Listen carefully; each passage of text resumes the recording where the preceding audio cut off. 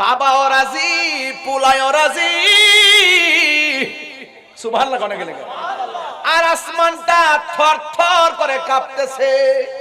কি হইতাছে? বাবা হইয়া সন্তানের গলায় ছুরি চালাইব, এটা কেমন ইতিহাস? এবার সন্তানটার মাটির মধ্যে শুয়াইলো। ও বন্ধু, ফালাম্মা আসলামা ওয়া তাল্লাহু লিল জাবিন,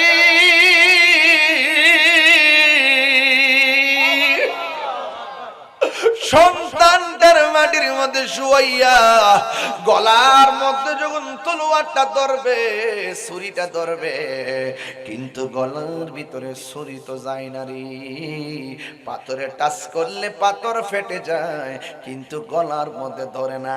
ইব্রাহিম নবী ছুরিরে ডাক দিয়ে, ছুরিরে গলা কাটস না কেন? ইব্রাহিম নবীরে ছুরি ডাক দিয়ে কয়, আপনি আমার বলতেছেন একবার ছুরি কাটার জন্য, আর আমি নির্দেশ পাইতেছি শতবার, খবরদার আমার জবিহুল্লাহর গলায় কিন্তু টাচ করিস না। আল্লাহু আকবার না কেন?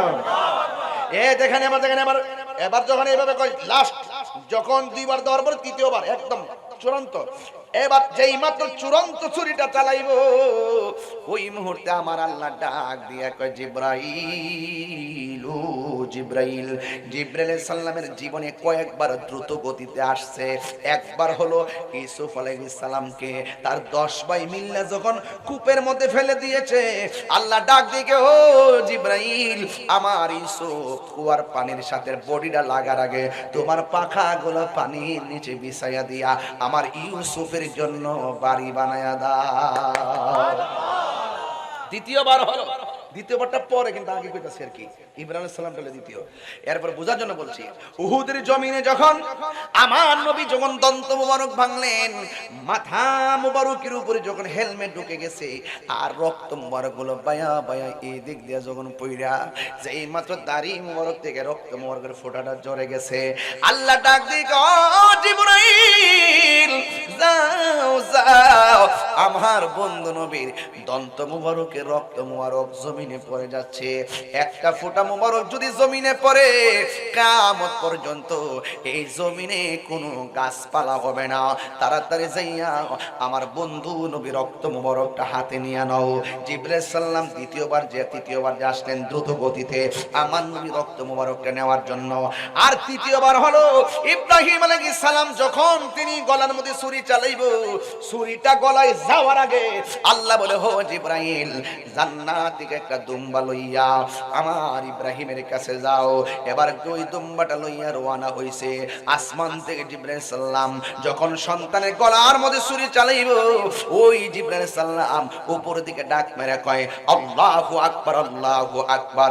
ইব্রাহিম আলাইহিস সালাম সেটা শুনলেন, শুনি বলতেছেন, লা ইলাহা ইল্লাল্লাহু আল্লাহু আকবার, আল্লাহু আকবার, আল্লাহু আকবার। আর সন্তান ছুরির নিচে দেখা কয়, আল্লাহু আকবার ওয়ালিল্লাহিল হামদ। এই তাসবিহ এখনো আয়ামে তাশরিক আছে না নাই?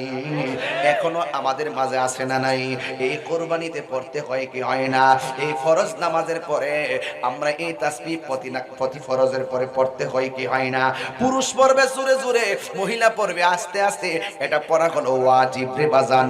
রাস্তার মধ্যে যাওয়ার সময় এটা পড়বেন, ঈদগার ময়দানে পড়বেন, আল্লাহু আকবার, আল্লাহু আকবার, লা ইলাহা ইল্লাল্লাহু আল্লাহু আকবার, আল্লাহু আকবার ওয়ালিল্লাহিল হামদ। এটা তাসবিহটা পড়বেন ইনশাআল্লাহ।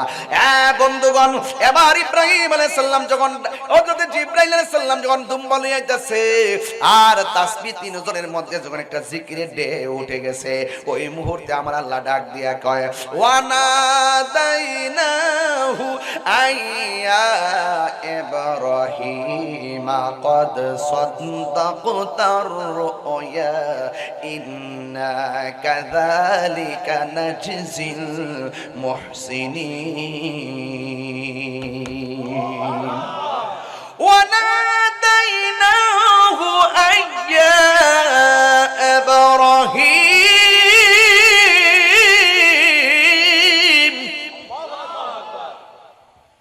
قد صدقت الرؤيا إنا كذلك نجزي المحسنين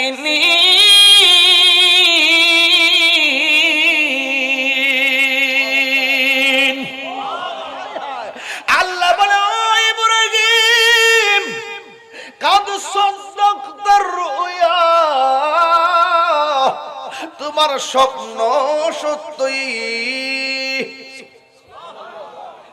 যা দেখেছো আমি কবুল করেছি, তোমার স্বপ্ন আজ বাস্তবায়ন হয়েছে, তোমার স্বপ্ন সত্য হয়েছে। এভাবে আমি আল্লাহ প্রেমিকদেরকে প্রতিদান দিয়ে থাকি। মদিনার পাগল আমি, নবীজির পাগল আমি, মদিনার পাগল আমি, নবীজির পাগল। মদিনারি দুলবালি মোর, মদিনা দুলবালি মোর নয়নের কাজল আমি, মদিনার পাগল আমি, নবীজির পাগল আমি, মদিনার পাগল আমি, নবীজির পাগল। আমার জিকিরি নবী নবী, দুই চোখে মদিনার ছবি, আমার জিকিরি নবী নবী, দুই চোখে মদিনার ছবি, আমার জিকিরি নবী নবী,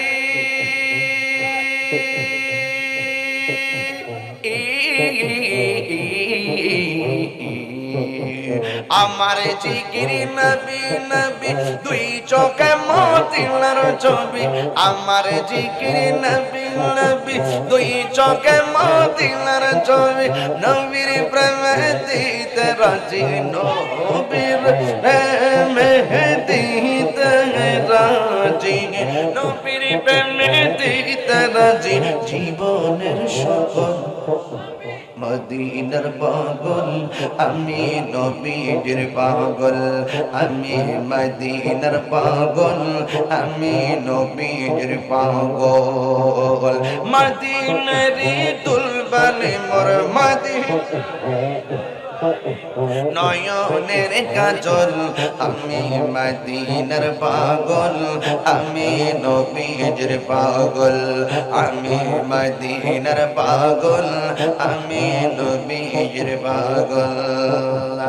আমার জিকির আমার রোগের সকল ওষুধ, দয়ালে নবীর সালাম দরুদ, আমার রোগের সকল ওষুধ, দয়ালে নবীর সালাম দরুদ, আমার রোগের সকল ওষুধ,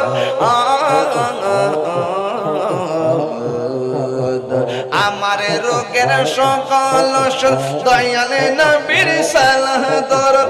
ভক্তি চিতে পড়ি যখন, ভক্তি চিতে পড়ি যখন, ভক্তি চিতে পড়ি যখন, অসুস্থ সবল আমি, মদিনার পাগল আমি, নবীজির পাগল আমি, মদিনার পাগল আমি, নবীজির পাগল।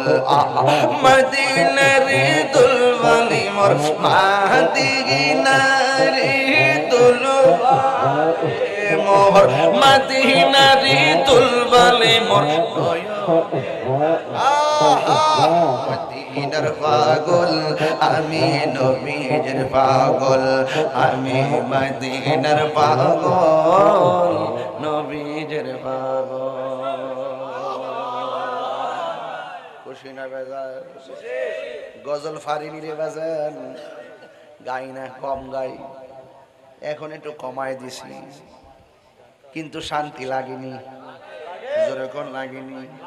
নাতে রাসূল বলা হলো নবীর সাহাবীদের সুন্নত রে বাবা, আর নাতে রাসূল শোনা হলো আমার দয়াল নবী মায়ার নবীর সুন্নত। যারা সমালোচনা করে হেরা আসলে পারে না,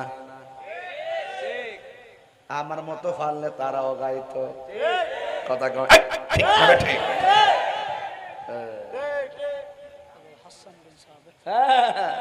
মারহাবা জোরে কর না কেন? আপনাদের কি কষ্ট হয়েছে? কষ্ট হচ্ছে? এক ঠেলা 1.5 ঘন্টা কথা কইলাম, মোটামুটি কষ্ট হয়েছে আপনাদের। আর একটু সামনে যাই, কষ্ট হবে আপনাদের। তাইলে মাঝে মাঝে একটু শান গাইতাম মেরে বাজি, মজা লাগেনি? আরো জোরে কোন লাগেনি? আমি কবে যাব রোজার কিনারে, যাইতে মন চাইনিও? কন্যা যাইতে মন চায়নি? কার সাইকে হাতটা লড়াই লড়াই কন, আমি কবে যাব রোজার কিনারে। এই হাতটা মেসে গা সব পোল্ট্রি খাইয়া হাতের গিরা বেদনা হয়ে গেছে গা। এটা কন্যা, আমি কবে যাব রোজার কিনারে, রোজার পাশে গিয়ে আমি, রোজার পাশে গিয়ে আমি দেখিব নয়ন ভরে, আমি কবে যাব রোজার কিনারে, আমি কবে যাব রোজার কিনারে। রাত্রি যখন শুইতে যায় নবীকে খুঁজে বেড়াই, চোখের জলে বুক ভাসে নবীর দিদারের আশায়, কবে যাব সোনার মদিনায়, কবে যাব সোনার মদিনায়। আল্লাহ কই ইব্রাহিম এই দুম্বা কুরবানি করো, জবাই করো, কবুল। তুমি না আমার হাজারে বলছো দাওয়াত খাইতে যাইবা, সুবহানাল্লাহ করে গেলে রে। তুমি না আমার হাজারে কইছো দাওয়াত খাইতে আইছো, আমার হাজারা যদি যাওয়ার পরে বলে বাপে আর পোলাই মিল্লা খাইছো, আমার জন্য কি আনছো? দুম্বাটার জবাই কইরা একটা ভাগ নিজে খাইবা, আরেকটা ভাগ আত্মীয় স্বজনরে দিবা, আরেকটা ভাগ এতিম মিসকিনকে দিয়া দিবা। এখনো সেই কুরবানি 3 ভাগ আছে না নাই? আর জোরে গল্লা আছে না নাই? আঙ্গ দেশে ভাগ করব দূরের কথা, সব রান নিয়া ফ্রিজের ভিতরে। কিসের ভিতরে? ফ্রিজের ভিতরে হান দেয় দে, রান কাটেও না, সব টুকরা টুকরা না, বরাবর পিস ভাগ্য। এখন অনলাইনে দেখছি প্যাকেট বাড়িছে, এখনই প্যাকেটের বুদ্ধি দিতেছে। প্যাকেট করে সুন্দর করে রেখে দিবেন, যেটা 3-4 মাস না 1 বছর যেন খেতে পারে। এই রোজার এই কুরবানি ঈদের গোশত যেন আগামী কুরবানি পর্যন্ত যায়, যা আছে হুজুরি বাসুরি যা আছে সব নিয়ে কুড়াই দেন। কষ্ট লাগে ভাই, বাড়ির পাশে কুরবানি করে নাই, আর সেই লোকটা কুরবানি রানটা বাইরে করে রান্না করে। আরে বোকা ছেলে, তুমি তো তোমার বাড়ির রান্নার গোশতের গান ওই পাশের বাড়ির যিনি কুরবানি দেন নাই এতিম মিসকিনের নাকে লাগার আগে তোমার দরকার ছিল তার বাড়িতে আগে গোশত পাঠিয়ে দেওয়া। হাত তুলে বলেন ঠিক না বেঠে? আমাদের সমাজ থেকে মানবতা উঠে গেছে, ইনসাফ উঠে গেছে, বিবেচনা উঠে গেছে। বরং একটা হাড্ডি একটা টুকরা নিতে আসলে একটা হাড্ডি দিয়া ধমক মারে, শেষ হয়ে গেছে। আসলে সব কিন্তু ফ্রিজের ভিতরে ঢুকাই দিছে। কথা কোন ঠিক না বেঠে? সব নিয়ে ফ্রিজের ভিতরে ঢুকাইয়া দিল। আপনার আওয়াজ করে বলুন, আমরা সুষম বন্টন নীতির আলোকে আমরা কুরবানির গোশত বন্টন চাই কি চাই না? আর ইচ্ছা করলে সব খাইতে পারবেন মিয়া, আপনাকে তো কিছু বিধান ফলো করতে হবে, ঠিক না বেটি? আপনি না দিয়া একটা হিলাইলে রাস্তা দাঁড়ে,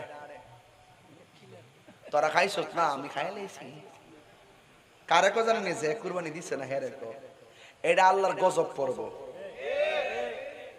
নতুন কাপড় পয়রা যদি যায় একটা, যে ব্যক্তি কাপড় কিনতে পারে না তার সামনে যদি যায় কোন তোরা কাপড় কিনছ না, আমি কাপড় কিনা লাইছি, মস্তানি করে। ওই আর 2 লাখ টাকা দিয়ে আনছে, আর আমি কি 2 লাখ দাঁড়লে কি চলে নাকি? 3 লাখ দান তুইব, এটা ব্যবসা আর কি, মানুষে দেখাইবার লাগে। আচ্ছা, কুরবানির গোশত, কুরবানি কি মানুষে দেখাবার কিছু আছে? কারে সন্তুষ্টি করছে ইব্রাহিম আলাইহিস সালাম?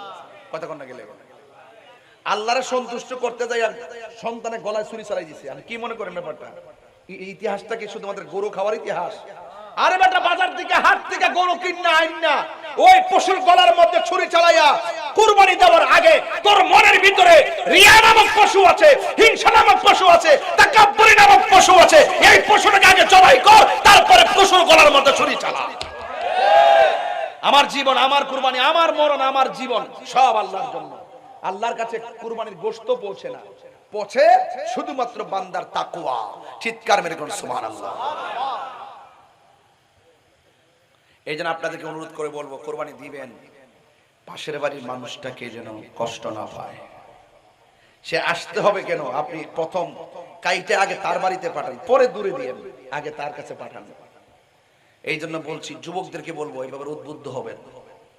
আপনার ঘরের বাবা মাকে আপনি প্রেসার ক্রিয়েট করবেন, মা আমরা আগে খাবো না, তাদের মুখে আগে খাওয়ান দেন। আমরা কাপড় পরবো না, তাদের গায়ে কাপড় দেন। কথা কোন ঠিক না বেঠি?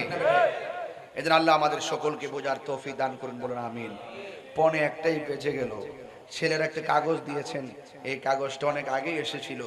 কমিটির ছেলেদের একটা মাত্র দাবি, আজান দেওয়া। আমি তো আজান সব সময় দেই, এরপর আপনারা দাবি করছেন, কমিটিদের যেহেতু দাবি, না বললেও তো হয় না। আর আপনারা অনেক সুন্দর করে আয়োজন করেছেন, আর আমিও চেষ্টা করেছি ধারাবাহিকভাবে আলোচনার একটা ফিনিশিং দিয়ে যাওয়ার জন্য। আপনারা বলুন, কুরবানি করব কার সন্তুষ্টির জন্য? তবে একটা কথা মনে রাখবেন, বাবা ট্যাবলেট খাওয়া যাবে না। কথা কোন কিনলে গেলে ইয়াবা খাওয়া যাবে না, ফেন্সি খাওয়া যাবে না, গাঞ্জা খাওয়া যাবে না, আর সুদ তো খাওয়া যাবেই না।